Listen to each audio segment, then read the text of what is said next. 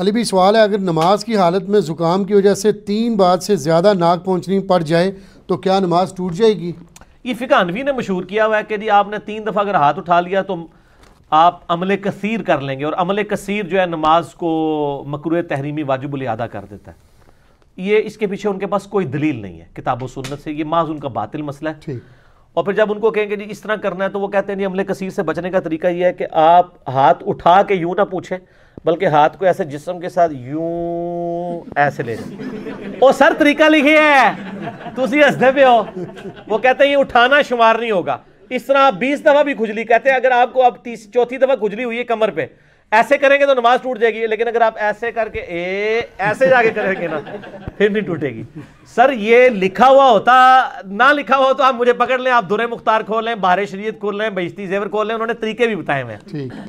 سر ایڈی اوکھی نہ کرو، اس تو بندہ کوئی کہے گا یار میں نماز پڑھ ہی رہا، ایڈی اوکھی ہوگی زکام۔ آپ نماز کے اندر ضرورتاً کوئی بھی کام کر سکتے ہیں۔ بخاری مسلم میں موجود ہے، حضرت عبداللہ ابن عباس کہتے ہیں نبی علیہ السلام نماز پڑھ رہے تھے تہجد کی، تو میں بھی رات کے وقت اٹھا تو دیکھا، میں بھی ادھر سویا ہوا تھا، میں بھی حضور کے ساتھ جا کے بائیں طرف کھڑا ہو گیا، تو آپ علیہ السلام نے نماز کی حالت میں کان سے پکڑ کے نہ مجھے یوں دائیں طرف کھڑا کیا۔ ان کے نزدیک ہوتا تو نماز ٹوٹ جاتی، اتنا بڑا عمل کیا۔ پھر ابو داؤد ترمذی میں سنن اربعہ میں آپ کو حدیث مل جائے گی کہ اگر نماز کے دوران سانپ یا بچھو آ جائے تو اس کو مار بھی سکتے ہو۔ ٹھیک، اسی لیے اندھیرے میں نماز پڑھنے کو ناپسند کیا گیا، ایسی جگہ پہ جہاں پہ خطرہ ہو۔ اگر کہیں پہ خطرہ نہیں ہے اور آپ بالکل ڈم سی لائٹ میں نماز پڑھتے ہیں، مکروہ نہیں ہے، یا آنکھیں بند کرنا مکروہ نہیں ہے۔ وہ آنکھیں بند کرنے کو اس لیے یعنی علماء نے فقہاء نے یعنی اس لیے لکھا ہے کہ ہوتا ہے کوئی اس طرح آ جائے جی،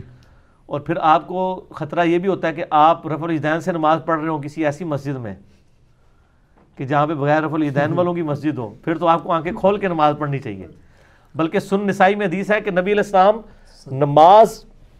پڑھتے ہوئے بغیر گردن ہلائے آنکھوں سے ادھر ادھر دیکھ لیا کرتے تھے۔ یہ بعض کا ضرورت بھی پڑ جاتی ہے، یعنی آپ نماز پڑھ رہے ہیں تو آپ کوشش کریں آپ گھڑی کے سامنے نماز پڑھیں، اگر یعنی آپ کی گھڑی پہ بھی اگر آپ کو نظر دورانی پڑتی ہے کہ جماعت کا ٹائم نہ ہو جائے تو یہ جائز ہے، گردن نہ ہلے، یہ عمل کثیر نہیں ہوگا۔ اس طرح زکام اگر کسی کو ہے وہ بار بار پونچھتا ہے تو کوئی حرج نہیں اس کے اندر، پونچھ سکتا ہے۔ موبائل بول پڑے ایون جی، تو موبائل وہ لوگ بولنے دیتے ہیں، وہ کہتے ہیں سمجھتے ہیں کہ جی وہ ایک بندے کی نماز کا ساروں کی خراب ہو رہی ہوتی ہے، وہ سمجھتا ہے میری نماز خراب ہو جائے گی، موبائل نکالیں آرام سے اسے آف کریں۔ ویسے تو امام مسجد کی ذمہ داری ہے، میں تو جتنی بار بھی جماعت کرواتا ہوں نا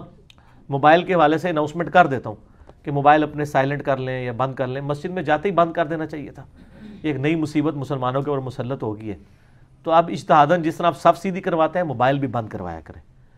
تو یہ یعنی نماز کے دوران اگر کسی کے ساتھ ایسا ایشو ہوتا ہے وہ کر سکتا ہے، حتیٰ کہ بخاری مسلم میں حدیث ہے اگر تمہیں تھوک آ جائے تو اپنا بایاں پاؤں اٹھا کے اس کے نیچے تھوک کر پاؤں کو مسل دو، لیکن یہ قالین والی مسجد کے لیے نہیں ہے، یہ جو زمین ہے یعنی صحابہ کرام پیوڈ زمین پہ پڑھتے تھے نا، قالین کے اوپر آپ اپنی یوں قمیص لے کے اس میں بھی تھوک سکتے ہیں، ایسے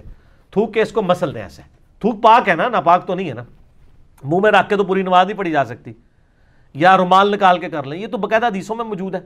صحیح، تو یہ سارے ان کے فقہ کے تحت تو سارے عمل کثیر بن جائیں۔ تو بعض کا جینون ضرورت ہوتی ہے آپ کو نماز کے دوران یعنی خیال رکھنا پڑتا ہے اور چیزوں کو دیکھنا بھی پڑ جاتا ہے، خصوصاً ایسی مسجدوں میں یعنی جہاں پہ آپ دوسرے مکتبہ فکر کی ہیں اور آپ کے اگر ارد گرد آ کے ایسے بندے کھڑے ہو گئے ہیں تو آپ کے ساتھ کوئی بھی ایکٹیویٹی پرفارم کر سکتے ہیں۔ ٹھیک ہے، وہ ہمارے وہ شہزاد بھائی نے ایک لطیفہ سنایا تھا،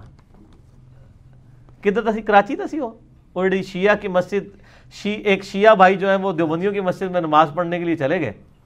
تو مسجد تھی وہ سٹانچ قسم کے دیوبندیوں کی نا۔ اب آپ کو پتہ ہے شیعہ رفع الیدین سے نماز پڑھتے ہیں اور ہاتھ چھوڑ کے، حنفی جو ہے بغیر رفع الیدین کے پڑھتے ہیں اور ہاتھ نیچے باندھ کے۔ اب جس شیعہ نے پہلے نہ دیکھا ہو کہ حنفی کس طرح نماز پڑھتے ہیں تو وہ کہے گا یار یہ کس طریقے سے نماز پڑھ رہا ہے، اور جس حنفی نے نہ دیکھا ہو شیعہ کس طریقے سے نماز پڑھتے ہیں تو وہ کہے گا یار یہ کس طریقے سے نماز پڑھ رہا ہے۔ تو وہ بندہ جب نماز پڑھ کے فارغ ہوا تو اس کو 5-6 وہ داڑیوں والے بڑے بڑے وہ پرنوں والوں نے گھیر لیا اور کہا جی اے تو کس طرح نماز پڑھ رہا ہے؟ کہتا ہے میں بھی تو پوچھنے لگا تھا تسی کس طریقے سے نماز پڑھ رہے ہو؟ کہتا میں بھی آپ سے یہی سوال کرنے لگا تھا کہ تسی کہڑے طریقے سے نماز پڑھی ہے۔ ٹھیک ہے، تو جس طرح آپ سوچ رہے ہیں کسی کے بارے میں تو سر آپ کے بارے میں بھی لوگ یہی کچھ سوچ رہے ہیں۔ اگر آپ کہہ رہے ہیں نا سوائے ابلیس کے جہاں میں سبھی تو خوشیاں منا رہے ہیں، تو سر وہ بھی آپ کے بارے میں یہی سوچ رہے ہیں کہ آپ بھی ابلیس والا کام کر رہے ہیں، دونوں ایک دوسرے کو ابلیس کہہ رہے ہیں۔ اگر حسام الحرمین میں یہ لکھا ہے کہ یہ واجب القتل ہیں دیوبندی، تو المہند المفند میں بھی لکھا ہوا ہے کہ بریلویوں کے جو بڑے بزرگ ہیں یہ شیطانی لشکر ہے جو ہم پہ حملہ آور ہو گیا. تو دونوں نے ایک دوسرے کو ٹائٹل دیے ہوئے. سر پھر ہم تو پھر آپ کو پتہ نا حسب حال ہی کرتے ہیں سوالات کے ساتھ.